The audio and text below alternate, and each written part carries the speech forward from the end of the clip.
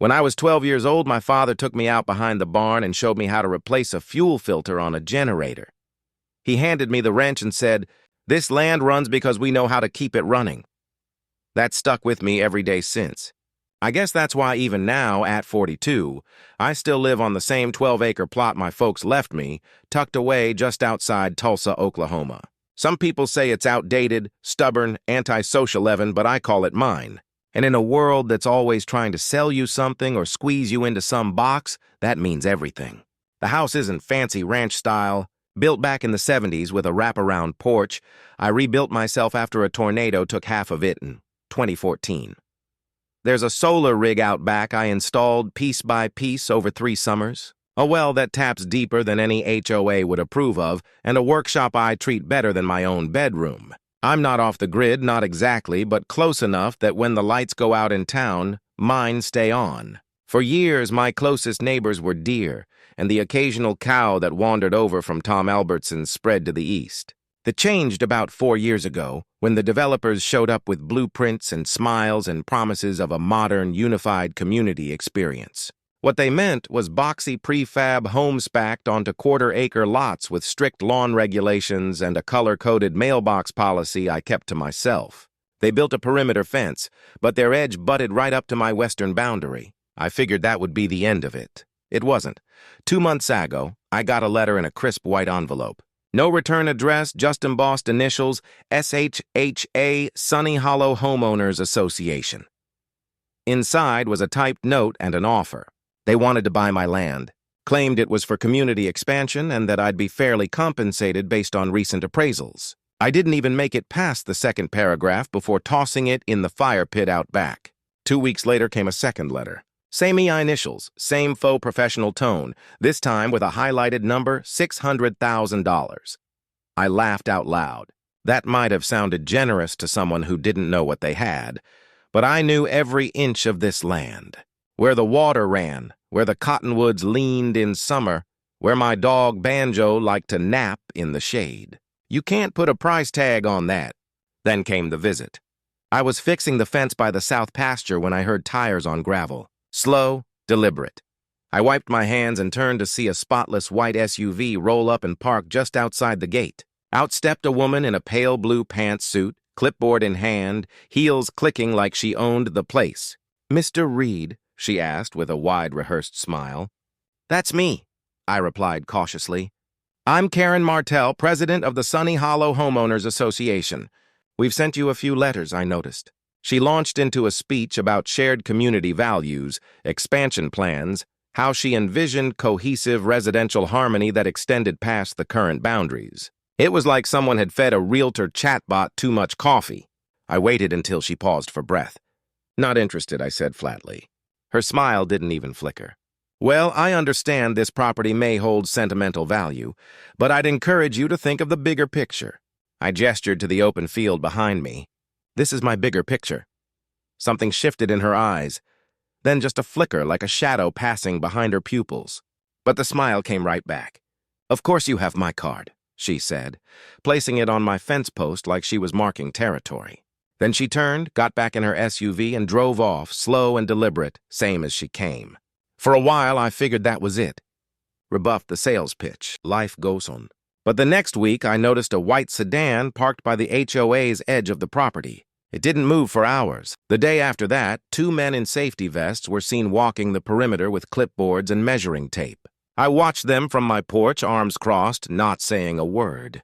When they saw me, they waved and shouted something about surveying the area for improvements. I didn't wave back. Something was brewing. I could feel it like static in the air before a lightning strike. I didn't know it then, but I was about to wake up to the sound of diesel engines and the crunch of dirt being torn apart. And when I did, everything I thought I knew about lines, property lines, legal lines, moral lines would be tested in a way I never imagined. I woke up that morning to a sound I hadn't heard since the county widened the main road back in 2009, the low, bone-rattling groan of diesel engines idling too close, too early. At first, I thought it was a passing rig, maybe someone lost and turning around. Then I heard the clank of a backhoe arm slamming into earth. I swung my legs out of bed, pulled on my boots without socks, grabbed Banjo's leash, and stepped outside. The first thing I saw was dust. Thick, rolling clouds of red dirt kicked up by machinery that had no business being where it was. Then came the machines themselves. One dozer, two backhoes, and a dump truck, all parked along the edge of my western fence line, engines running, metal flashing in the sun. Men in hard hats and orange vests moved like they were on a military schedule. And standing in the middle of it all, as if she was directing traffic in a designer scarf and reflective vest, was Karen Martell. She saw me. She smiled like this was just another friendly OA barbecue. "Morning, Mr. Reed," she shouted over the roar of machinery, waving like we were old neighbors. "What the hell is this?" I barked, marching toward the fence, Banjo growling low at my side. Karen strode up like this was a pre-scheduled meeting. "Just a bit of work on our side of the boundary," she said, holding up a clipboard like it gave her divine authority. "Routine drainage and soil reinforcement." I stared past her at the trench they were carving out. It started about 4 FT from the fence and ran deep. I mean, deeper than a foundation footing, easily 6 FT and widening by the minute. But the real kicker was that it wasn't stopping. The machines were looping the dig. Not just along the HOA side, they were moving to surround the entire border of my land. "You planning to dig all the way around?" I asked, already knowing the answer. Karen's grin widened just enough to show teeth. "Well, now that you mention it, yes." The audacity knocked the breath out of me for a second. "And you didn't think you needed to ask me first?" I said, "We checked the plat lines," she said smoothly. "According to our documents, this trench is entirely within the HOA's jurisdiction. You should probably take another look at your survey maps." My fingers itched to grab the file from my cabinet, the one with the original deed, the county survey, and the signed statement from my father confirming every inch of this land. But I knew damn well I hadn't misplaced a single foot. "Karen, you're encroaching. This is illegal." She made a theatrical gesture, palms out like I was overreacting. "Oh, come on now, Evan, no need for dramatics. Look at it this way. A little isolation might help you reconsider our offer." I blinked. She didn't even try to hide it.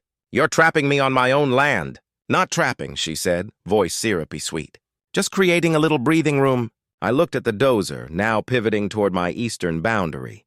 If they made the full circle, I'd have one narrow driveway left, and judging by the fresh stakes in the ground, that wasn't going to last long. I marched back into the house, Banjo at my heels, hands shaking. Not from fear, from rage. I called the sheriff's department. The dispatcher was polite, asked if there was any immediate danger. I explained the situation. Heavy equipment digging around my home without permission. A deputy showed up 35 minutes later. "Young guy," name tag said Wilkins. He walked the perimeter with me, took notes, nodded a lot. When Karen came out with her same damn clipboard and smiled, he raised an eyebrow. "I've got maps," she said, handing him laminated sheets and pointing to what looked like boundary lines. Only these were suspiciously thicker than any official plat I'd ever seen. Wilkins looked at me, then at her.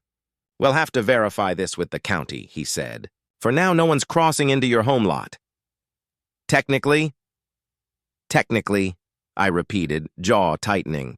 "We don't make land determinations," he said. "That goes to zoning and cadastral services. I'll file a report. In theme and time, document everything. If you think it's a boundary violation, you might want to get a lawyer."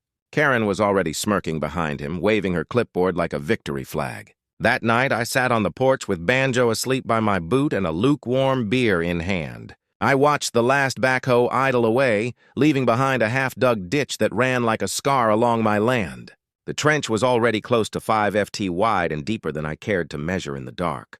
They'd stopped work for the day, but I knew they'd be back. The next morning they were.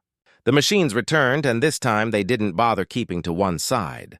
They crossed the invisible line, dragging their treads a few feet into what I knew damn well was my property. No permits posted, no warnings, no calls. I couldn't get out. They'd parked a dump truck across the last remaining opening in the perimeter, my only access to the county road. Even deliveries couldn't get through. My mail was rerouted to the nearest drop box. The trash company called to say they couldn't access my bins due to construction obstruction. I was officially landlocked in my own goddamn home. By Friday, it wasn't just a trench. It was a moat. And inside it, me. I've always believed in being prepared. Call it upbringing. Call it stubbornness. Call it the Boy Scout trauma of being left behind during a thunderstorm hike. Doesn't matter. The point is, I'd spent years making sure that if the world ever went sideways, I wouldn't be the one stuck holding a broken phone and no signal. So when Karen decided to play hardball, trenching me into my own damn land like some petty medieval warlord, what she didn't know was that I'd been watching her. Literally. A few years back, I installed a set of off-grid security cameras. Not the obvious kind you mount above your front door with a blinking blue LED and a subscription fee. No, these were motion-triggered trail cams and solar-powered micro-recorders, all hidden inside fence posts, birdhouses, and one particularly aggressive-looking garden gnome. They synced wirelessly to a private cloud account through a hard-wired repeater buried under my shed. Paranoid maybe, but you grow up in Oklahoma. You get used to tornadoes, copper thieves, and the occasional meth head, thinking your tool shed is public domain.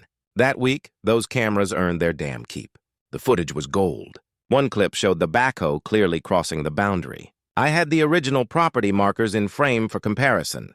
Another showed 2 HOA workers dragging survey flags past my fence while laughing about how he'll cave by next week. But the crown jewel, a 23-second clip of Karen herself standing beside a bulldozer pointing at my well pump and saying, "Make sure that trench hits just shy of that thing. He can't live out here without water. He'll break faster than the zoning board." I didn't scream. I didn't rage. I just sat there in my workshop office, watching the footage on my old desktop, drinking lukewarm coffee, and feeling something colder than anger settle in my bones. By mid-afternoon, I was at the sheriff's office. Deputy Wilkins was at the front desk. When I asked to speak to someone about unlawful and obstruction and vandalism, he winced a little and waved me back toward a private room. I brought a flash drive with the clips labeled, time-stamped, geotagged. A supervisor named Carter came in 10 minutes later. Big guy, no nonsense. We watched the videos together. Jesus, he muttered as Karen pointed at the well on screen. So? I asked, arms crossed. He sighed. It's compelling, but land disputes get tricky. We'll need cadastral records, a proper third-party surveyor to confirm boundaries. I can file an official complaint and flag this for county review, but don't expect bulldozers to magically disappear tomorrow morning. I figured, I said, but now it's on record. Yep, and that, he said, pointing to the screen, might just be enough to make someone sweat. When I got home, I did what any rational man being slowly besieged by a pastel-clad HOA cult would do. I went online. First stop, local Facebook group Sunny Hollow Chat, a cesspool of lawn care brags, lost dog posts, and HOA sycophants. I joined under my real name and dropped a short, polite post with 3 screenshots and a link to an unlisted YouTube video titled HOA Digging Trench Around Private Property Without Consent. It took off like dry grass in July.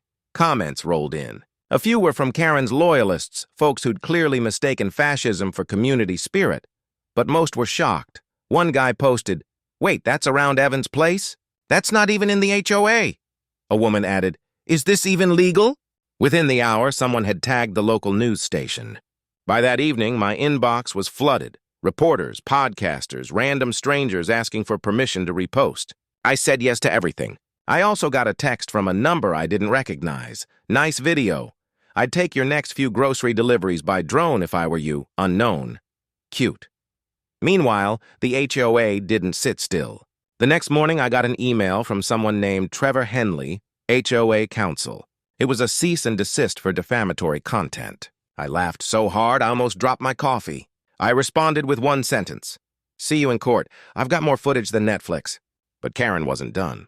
That afternoon, I heard a commotion near the well. I walked out with banjo and spotted 2 guys in reflective vests trying to install a fence along the edge of the trench, directly blocking my access to the pump controls, I shouted.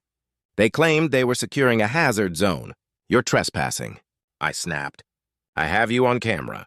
"Talk to the HOA," one muttered as they walked off. I uploaded that too, captioned it.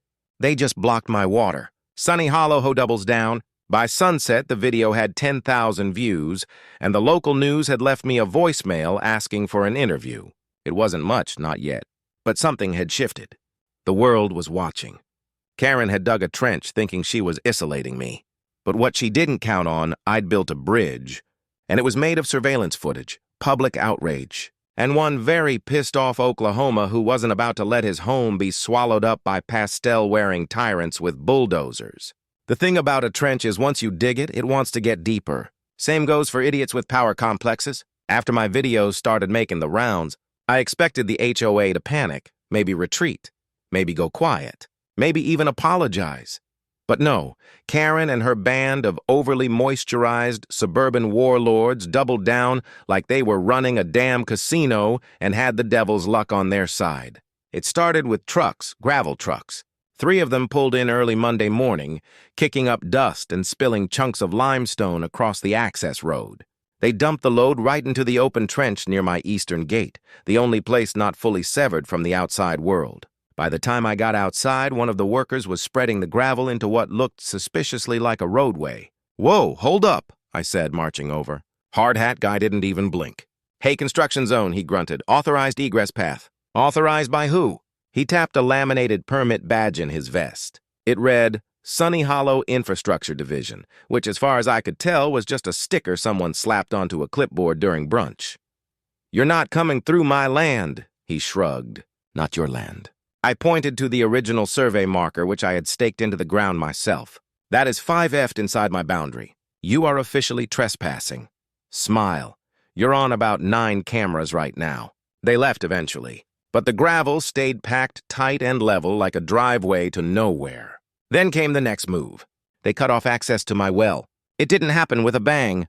No chains, no padlocks, no dramatic confrontation. Just a quiet morning when I found the entire path to the pump fenced off with temporary orange mesh and zip ties and a laminated sign. "Notice restricted zone under community review." Community review my ass. I called the county water board. They hadn't approved any work in my area. I called the health department. Same story. Finally, I called my lawyer, Jenna. She picked up on the second ring and listened calmly while I vented. "Can you still access the pump?" she asked. "Barely, but if they keep going at this rate, I'll need a grappling hook." "I'll file an emergency motion for injunctive relief," she said. "They're interfering with essential infrastructure. That's actionable." Meanwhile, Karen was working the neighborhood rumor mill like a champ. One neighbor, a nice guy named Steve with a nervous laugh, reached out via DM and warned me. "Just so you know, the HOA sent out a notice saying, 'You're squatting on common land and ignoring cease and desist orders.'" Some folks are starting to believe it. I checked the Sunny Hollow Facebook page. Sure enough, there it was.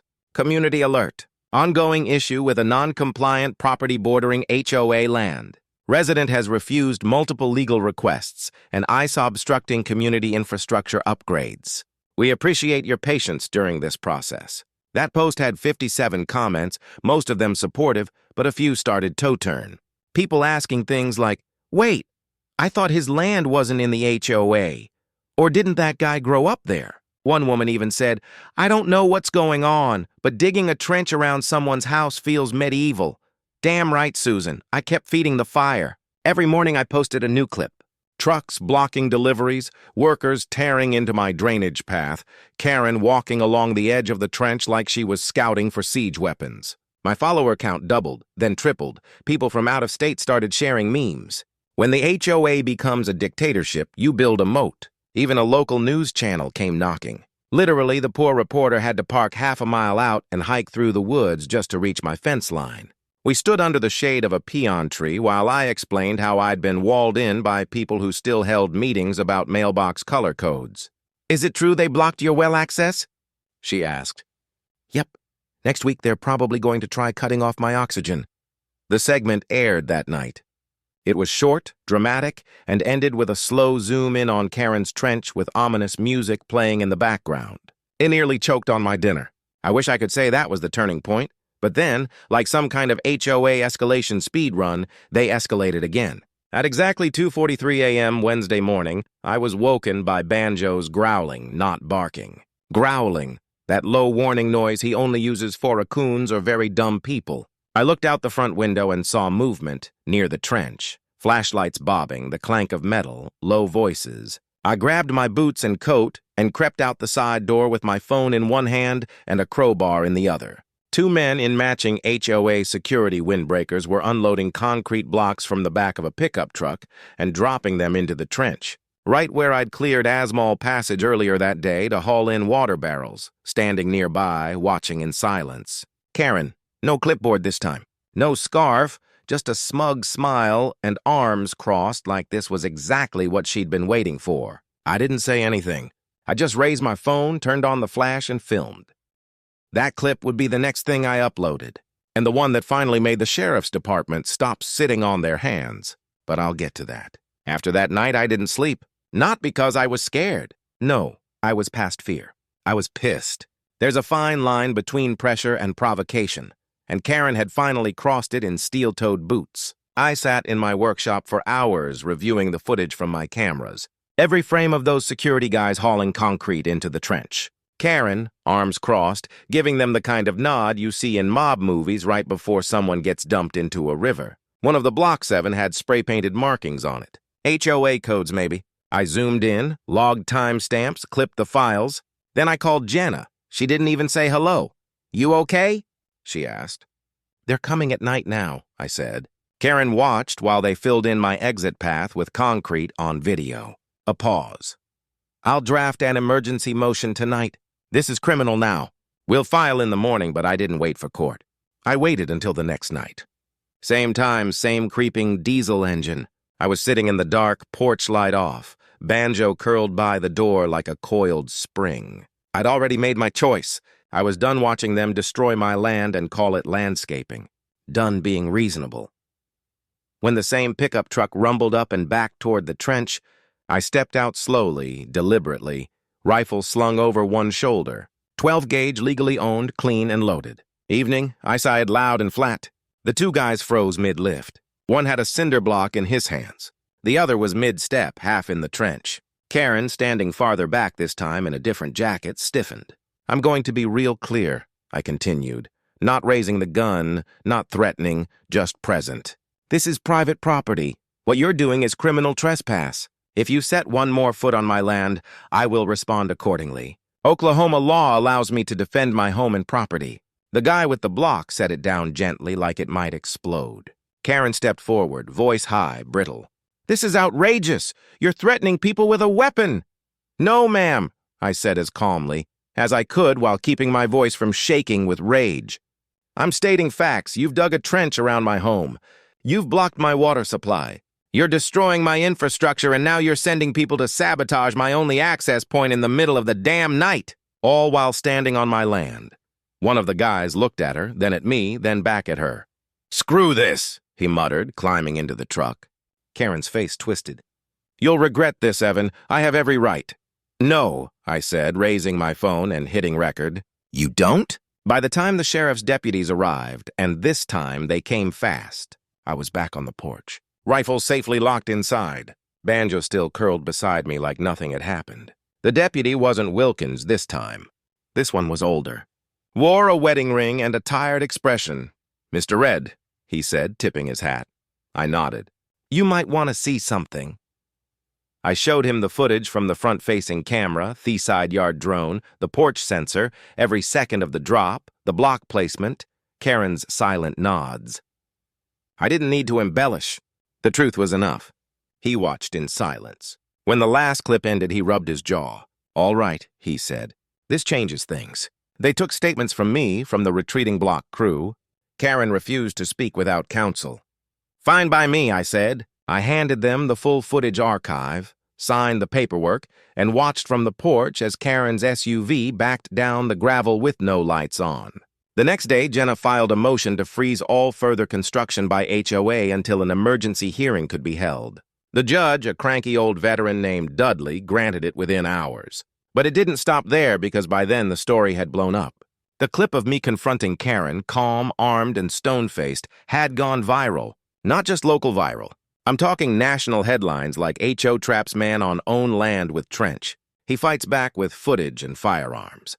I got interview requests from news anchors I'd only ever seen while changing channels. YouTubers were reacting to my videos. One guy compared me to a modern-day castle defender and made a cartoon of me firing cinder blocks from a trebuchet made of lawn chairs. It was absurd and hilarious, but it was also useful because while Karen was ranting to whatever lawyer she could find about harassment and defamation, the real world was watching, and suddenly every move they made was under scrutiny. Local officials started quietly distancing themselves. One city planner called me personally to apologize, claiming they had no idea HOA funds were being used for unauthorized excavation. A reporter from Tulsa Times confirmed what Jenna already suspected. The permits Karen had been waving around in front of deputies fabricated poorly, too. Watermarks didn't match. The file numbers were recycled. And worst of all, one signature belonged to a dead man. Meanwhile, I stayed put. My land, my house, my trench. I put up new signs, not aggressive, just honest. Private property. Enter at your own legal risk. And I kept filming because I had the feeling this wasn't over yet. The hearing room smelled like old carpet and burnt coffee. But to me, it might as well have been the damn Coliseum. One wrong move, and I'd be the guy getting eaten by bureaucratic lions while HOA reps tossed cinder blocks like popcorn. Jenna stood at my side, calm as ever, flipping through a binder that looked like it weighed more than a newborn. Across from us, Karen Martell wrapped in a charcoal blazer that probably cost more than my truck, flanked by two attorneys with Bluetooth earpieces and egos you could smell. Judge Dudley didn't waste time.